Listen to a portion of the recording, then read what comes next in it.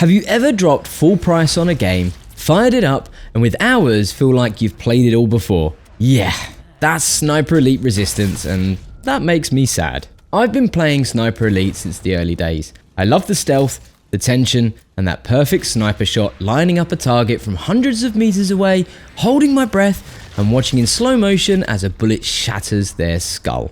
It's gruesome, cinematic, and deeply satisfying. So when Resistance launched, I jumped in day one, expecting the same thrill I've always had with the series.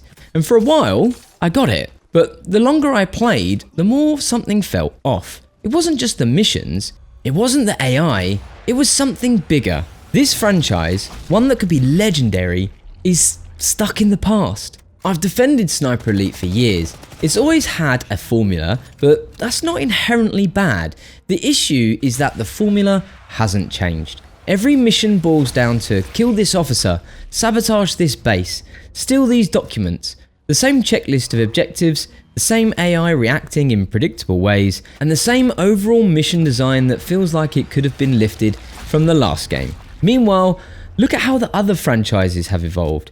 Hitman went from a linear stealth action series to an immersive sandbox where missions unfold differently based on your choices.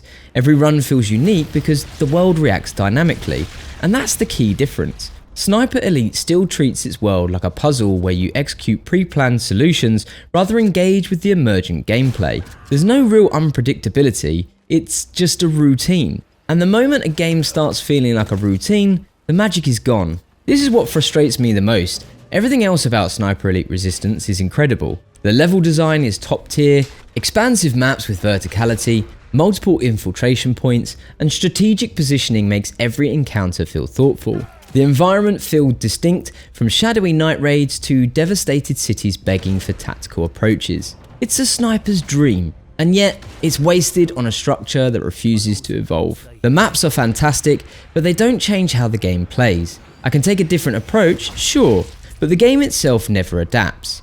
The AI doesn't adjust, the missions don't surprise me, and once I've played a few objectives, I've seen everything it has to offer. It's like eating at your favourite restaurant, the food is still amazing, but after ordering the same dish for the 10th time, you start wondering why they never changed the menu.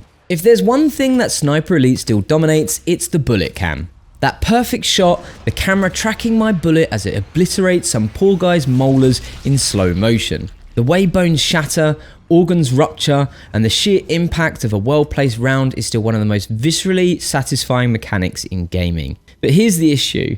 A great sniper system isn't enough to just carry an entire game. Sniper Elite still nails long-range shooting, but outside of that, the game plays it safe everywhere else. Predictable AI, scripted mission design, objectives that feel copied and pasted from the last game. At some point, even the most satisfying sniper kill loses its thrill if the game surrounding it doesn't really evolve. The biggest addition to Sniper Elite over the last few years? Invasions. The concept is brilliant. You can invade another player's campaign, turning a normal stealth mission into a high-stakes sniper duel. For a brief moment, Sniper Elite feels like a psychological thriller. You don't just worry about AI anymore, you're being hunted by another human.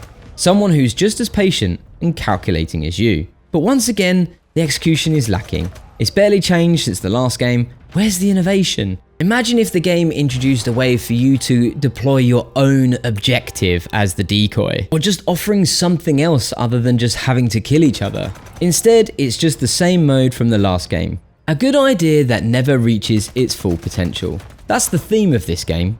Good ideas stuck in neutral.